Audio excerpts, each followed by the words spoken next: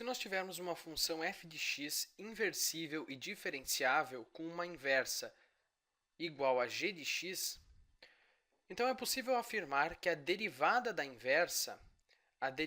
da função inversa de f vai ser igual a 1 sobre a derivada da função original, só que ao invés de nós termos um x aqui dentro, nós temos toda a função inversa. Também é possível afirmar que a função inversa também vai ser diferenciável, exceto nos pontos em que esse denominador aqui for igual a zero. Bom, essa fórmula pode parecer um pouco complicada a princípio, mas tudo que ela diz é o seguinte: a derivada da inversa é igual a 1 sobre a derivada da função original, só que ao invés de nós colocarmos o x ali dentro, nós colocamos toda a função inversa. Vamos ver isso em um exemplo que eu acho que vai ficar mais claro.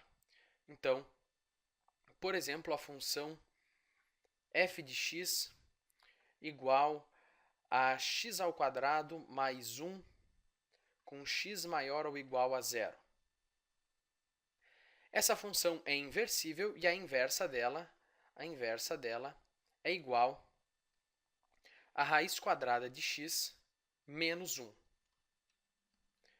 Aqui dá até para fazer de cabeça. E claro, nós sabemos que ela é inversível porque restringindo o domínio aqui da função, ela vira uma função injetora e, portanto, nós temos como inverter a função. É claro, para que uma função seja inversível, é necessário e suficiente que ela seja bijetora, isto é, sobrejetora e injetora ao mesmo tempo. Mas a condição importante mesmo é que a função seja injetora. Ser sobrejetora é só uma questão de igualar o contradomínio à imagem. Agora, para ser injetora, geralmente é necessária, ou frequentemente é necessária, alguma restrição no domínio. E foi isso que eu fiz aqui, eu restringi o domínio para x maior ou igual a zero e a função fica então inversível. Né? E basta daí também igualar o contradomínio à imagem, ela fica inversível. Mas o mais importante mesmo é a restrição do domínio. Mas enfim, qual é a derivada então da função inversa? Bom, vamos usar essa fórmula aqui, a derivada da inversa. A derivada da inversa vai ser igual a 1 sobre a derivada da função original. E qual é a derivada da função original? A derivada de f de x é igual a 2x.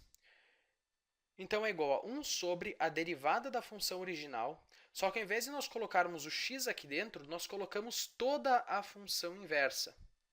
Então, ao invés de escrevermos 2x, nós escrevemos duas vezes toda a função inversa, que é isso aqui. Então, duas vezes raiz quadrada de x menos 1.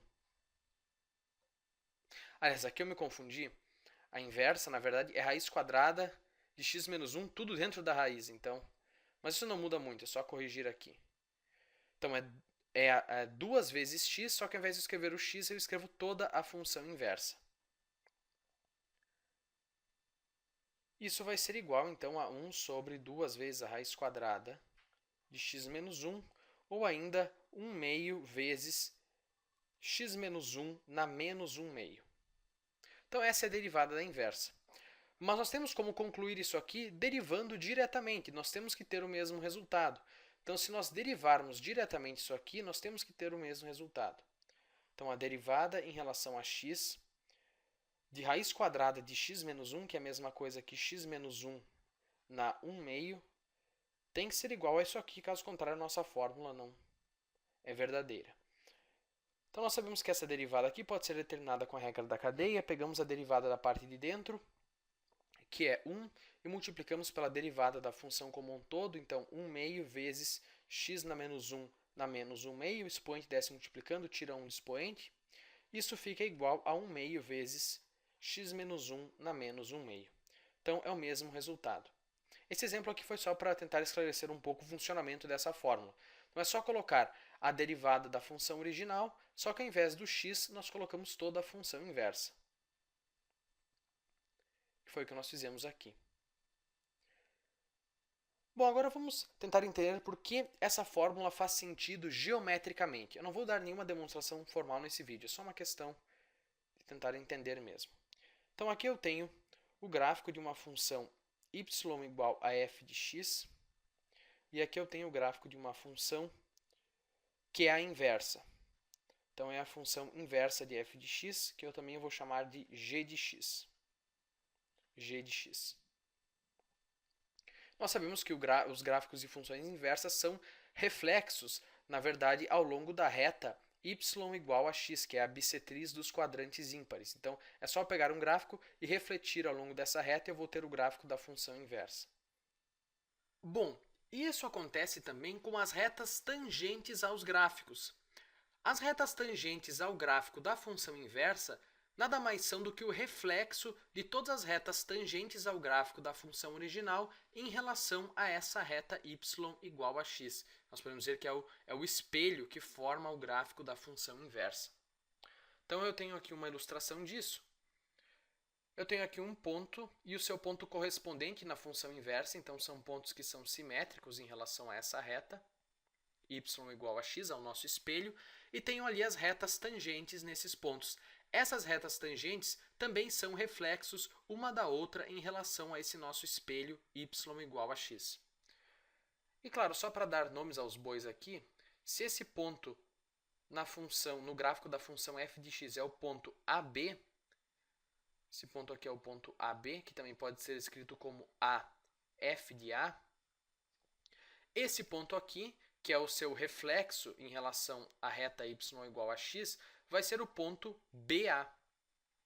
Então, ele tem coordenada xb e coordenada y igual a A. Ou também posso escrever esse ponto como sendo B, f inversa de B. Ou ainda posso escrever como sendo o ponto B, G de B, certo? Porque é justamente isso que a função inversa faz. Na função original, eu coloco A e, como resultado, ela me dá B. Na função inversa, eu coloco B e ela me dá A. Ela faz o processo contrário. Mas eu também posso escrever, ao invés de A, eu tenho B, f inversa de B, ou B, G de B. Afinal, eu disse que G de x era a mesma coisa que f inversa de x. Então, dá no mesmo.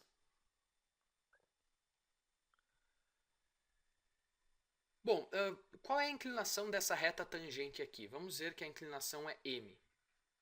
Bom, como isso é uma reta tangente, a inclinação dela vai ser a derivada da função ali quando x é igual a a. Então, a inclinação dessa reta tangente é f' de a.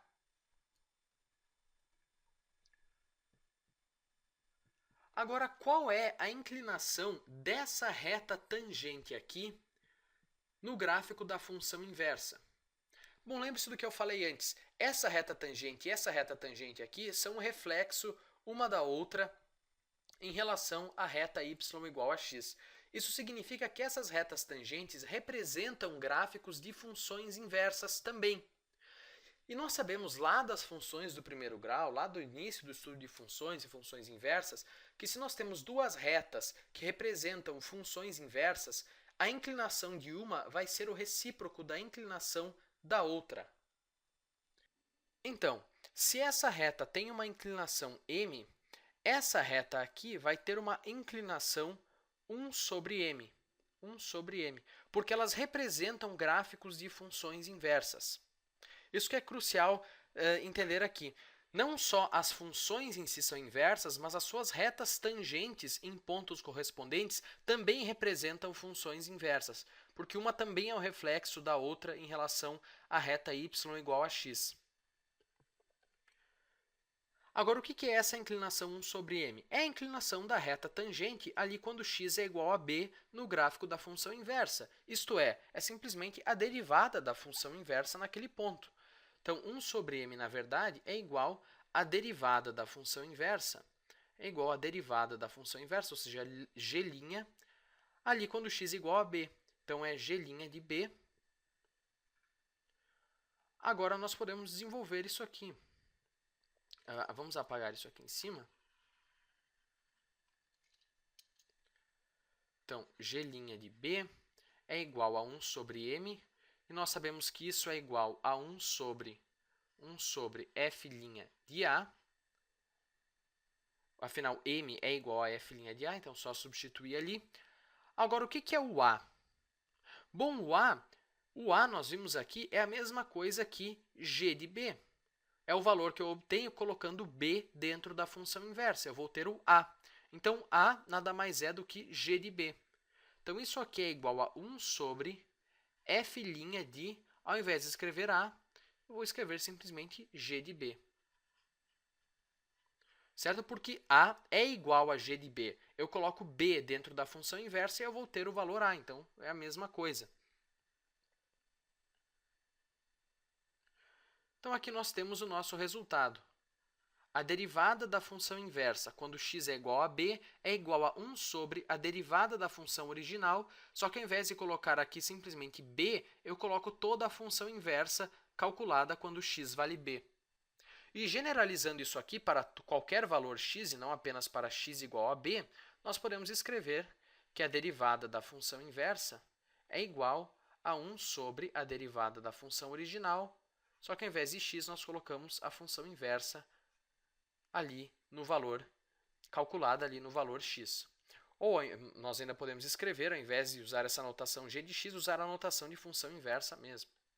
Então, nós teríamos que a derivada da função inversa é igual a 1 sobre a derivada da função original, mas calculada no valor f inversa de x.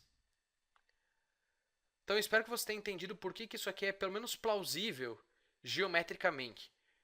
Isso não é nem de longe uma demonstração formal, claro. Mas eu espero que você tenha gostado do vídeo e até o próximo.